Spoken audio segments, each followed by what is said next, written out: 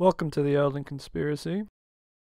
Most of the videos on this channel are about presenting theories and evidence in the attempt to explain the story and world of Elden Ring. In this video, I will be presenting 5 lore questions I have no answer for. This isn't an exercise in giving up, just letting people know what's currently on my mind. I think the best discussions of Souls lore happen when we stare the mysteries straight in the face. So here, in no particular order, are 5 unsolvable conundrums in Elden Ring's lore. The mystery still remains as to how the Hallowbrand, or the Mending Rune of the Death Prince, came into being, and how it is connected to the Rune of Destined Death. There are 2 broad theories: that the mark was carved deliberately by the assassins onto the flesh of Ranni and Godwyn as part of some necromantic ritual, or that the mark appeared of its own accord, prompted by the weapon's nature, that this mark shows up whenever a black knife or fingerslayer blade is used to kill something. Both of these theories fail to explain why Ranni's finger pair has the mark of the centipede. If the mark was deliberate, what purpose would that serve? Why would Ranni want the finger pair to live on? Why not simply stab it and be done? If the mark is not deliberate and appeared spontaneously, this might explain why the finger pair is marked. Except the lore contradicts this as well. When we read the curse mark's description, we learn that the symbol only appeared as a half-wheel because 2 demigods died at the same time, that it should have been a circle. So if the finger pair alone was killed by the fingerslayer blade, the symbol should have made a full circle. So did something else die at the same time? There is no indication. There is also the question of why Ranni's fingers looks more flesh-like than the others. The fingers we see in the Round Table Hold and atop the Divine Towers have skin like wood grain. Ranni's fingers, on the other hand, appear pale and bluish. Whether this means Ranni's fingers were a completely different type or a species of fingers, we have no idea. For the time being, the curse mark on Ranni's fingers is a complete mystery. Late in the story of Elden Ring, we arrive at the mountaintops of the giants. One of the most striking features of this region is the regular appearance of illusory tree spirits and spirit animals. You can't interact with these in any way. There are many explanations for why these spirits appear, but the one I find most direct is that these represent animals and trees who once lived here, that the climate has been altered in some way as to make it less hospitable for those who called it home. The north was not always a frozen wasteland. It was once a verdant, forested region. This is backed up by the statues we see on the grand lifts. When we take one of the grand lifts, the statues represent the culture of the region one is going to. For example, when one is going to Altus Plateau, either coming from Liurnia or the north, they see tree sentinels guarding the way. When one is going to either the mountaintops of the giants or the consecrated snowfield, through the grand lift of Rold, one sees statues curiously attired like perfumers, but without their characteristic head coverings. Whatever happened to the north, it's clear that the people these statues represent no longer live here, hinting at some massive change in the environment. We know the founding event of the Age of the Erd Tree is Marika's victory over the giants, in which they were corralled to the north and exterminated. We can assume the road north was made forbidden at some point after the war, since the fact we see tree sentinels on the grand lift of Rold would suggest some cultural interplay between Leyndell and the northern regions within the span of Marika's rule. Morgott is the one sealing the way north. So the road may have been closed off relatively recently as the Shattering perhaps. But the time of the change in climate is much more difficult to determine. It might have been a gradual process, happening over centuries, and the statues at the Grand Lift of Rold were built at a time when Marika was queen and the north was not fully a wasteland. But the biggest problem with this interpretation of the spirits is what we learn from descriptions of beings who were native to this region, namely the Zamor and the Ice Dragons. These descriptions seem to suggest that the north was always frozen, that the giants at some point encroached on their territory. If the north was always a frozen wasteland, then what do the spirits represent? Furthermore, the descriptions of conflict with the giants is odd, given that the giants weren't necessarily centered on the mountaintops before America's War. We can see examples of giants' architecture all over the lands between. The giant civilization used to span the entire continent. They weren't confined to the north until they were forced to by the armies of the Erdtree. This makes America's alliance with the Zamor incredibly strange, since wouldn't they know that the migration of giants to the north was ultimately America's fault? So what accounts for this conflict of text and environment? We will probably never get an answer. The Elden Star's description says that the Greater Will sent a meteorite bearing a golden beast to the lands between, which eventually became the Elden Ring. This golden beast is the Elden Beast we fight at the very end of the game, the embodiment of order. If we were going to speculate about the location of the Elden Beast's arrival, we could reasonably say Leyndell. The city is situated in a circular depression filled with water, and the golden tree which houses the Elden Ring grew out of it. Even if we say it could have struck elsewhere, it still doesn't fully explain the Elden Ring emblem we find in Farum Azula. When we find this design of another Elden Ring in Malekith's boss room, and read in Placidus Axe's description that he was Elden Lord before the Age of the Erdtree, it becomes clear that Farum Azula was once an Elden capital, that this place was once the anchor of the Elden Ring. But how can this be? Did the meteorite first hit Farum Azula, then Leyndell?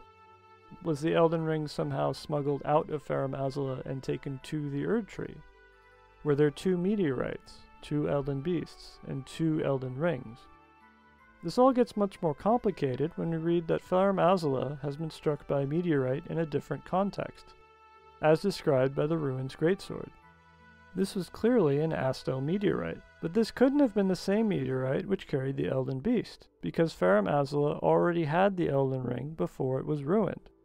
We would have to say Farum Azula was first struck by a meteorite which gave them the Elden Ring Beast, but later on was struck by a completely different meteorite which had gravity powers. I hope you see how confusing this is.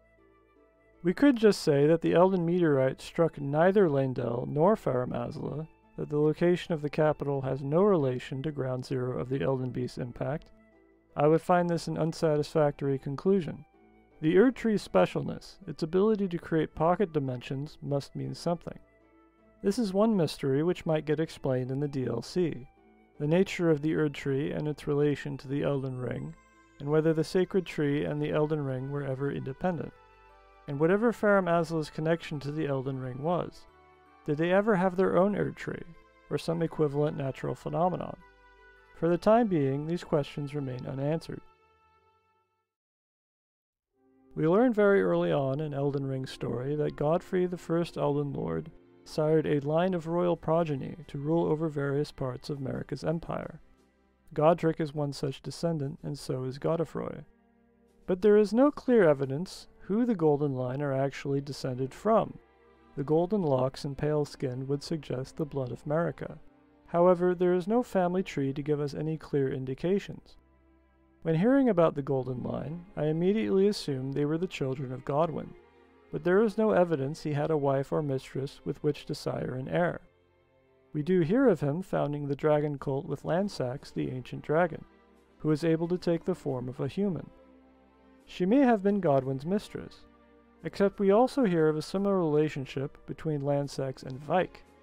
This doesn't rule out a relationship with Godwyn, just makes it less likely. There's also the complete absence of any mention of Godwyn having children. If he was father of the Golden Line, you'd think there would be some news of his children, but we see and hear nothing. Godwyn isn't the only option. The Golden Line could have been sired by Mohg, Morgott, or Godfrey with someone other than Marika. Mohg has to be ruled out immediately, since we know he was banished to the underground shortly after his birth. Morgott, as the veiled monarch of Leyndell, could have sired heirs. His status as an omen prevented him from showing his face in public, but that doesn't mean he couldn't take mistresses. We know Morgott has a flair for the dramatic and theatrical. He could have charmed somebody.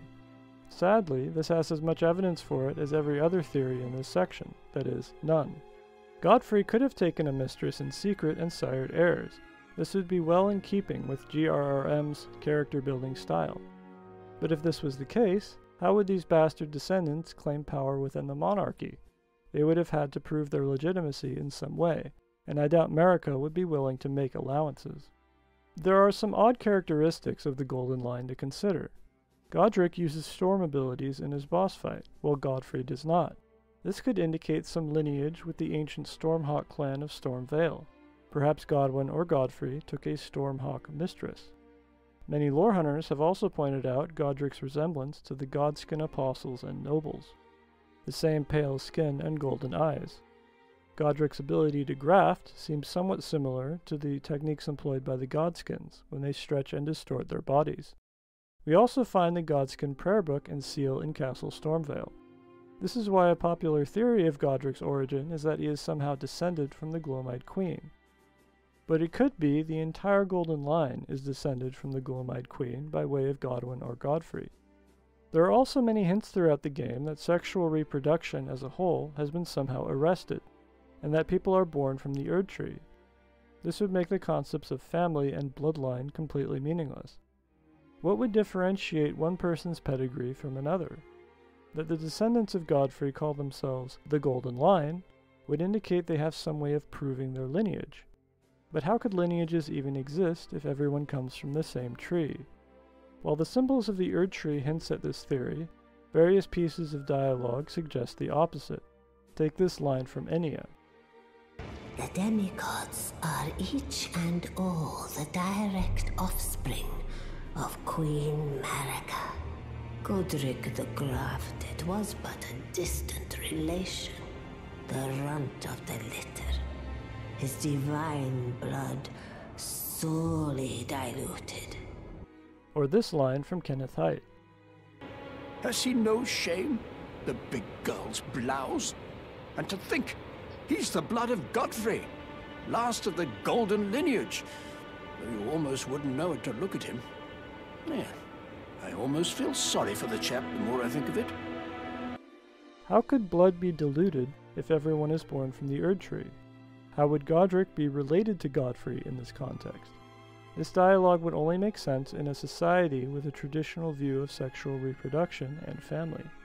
The complete lack of information on the Golden Line's maternal side, or any mention of Godwyn having children, relegates the origin of the Golden Line as a complete mystery. Anyone who spent time around Rea Lucaria or the Sorcerer's Rises has likely seen this object. It's called an armillary sphere. These astronomical devices were constructed in the actual world as early as 4th century BC by Chinese astronomers, and later by other cultures around the world. The purpose of an armillary sphere is to model the ecliptics, or angles of orbit of various celestial bodies around a central reference point, a good way of modeling a solar system. When interpreting an armillary sphere, the most important thing is what's at the center. Before it was accepted that the Sun was the center of the solar system, many armillary spheres were made detailing the behavior of stars and planets with respect to the Earth, making Earth the center. While wrong from an astronomy point of view, these could be useful in tracking the constellations of the zodiac, for example, since Earth is the point of reference. All this being said, it's rather odd that the armillary sphere made by the sorcerers puts the moon at the center. What point would there be in making a lunar armillary sphere? It's true that the Academy had been essentially taken over by Rennala, the Lunar Queen, so this all could just be propaganda. Or perhaps the sorcerers really believed the moon was the center of their planetary system. The ecliptic bands around the moon have various markings, as if they are supposed to represent the lands between's position relative to the moon, tracking the days out of the year. But taking all this in is difficult compared to how the moon behaves in the game world. The moon can be seen from Limgrave and Altus Plateau, but only during certain clear night weather events. But it can always be seen at night in Liurnia. All appearances of the moon appear to be stationary in the sky, not moving with the background stars or the sun, and seem to blink out of existence when you notice them. This would somewhat disprove the notion that the lands between somehow orbits around it. There are also mentions in the lore of multiple moons. Rennala's is the full moon. Ranni's is the dark moon. There was also a third black moon, which once hung over the Eternal City. These moons are treated like separate, intelligent entities, whose existences are somehow linked to the queens of the Carian royals, as if each queen gets her own moon. How are we supposed to interpret this lunar armillary sphere in light of the text surrounding moons? It might just be a decoration, something concocted to give a perception of scholarly pursuit. But there is another possibility, a wild speculation, that perhaps the center of the sorcerer's armillary is not the moon, but rather the planet on which the lands between is located. This is extremely unlikely, since there is no way for them to know what the planet even looks like. Perhaps the planet in the armillary sphere is some kind of third celestial body, neither moon nor the lands between. But at this point there isn't any way to tell what this armillary is referencing.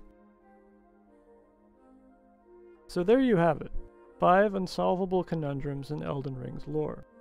It's possible I'm just analyzing the world in a way the developers never intended, but I think considering questions like these are a good way to begin brainstorming new theories. Contradictions in lore should not be seen as mistakes, but rather lines of inquiry. If anything matters in Elden Ring lore, it's the contradictions. This has been the Elden Conspiracy, signing out.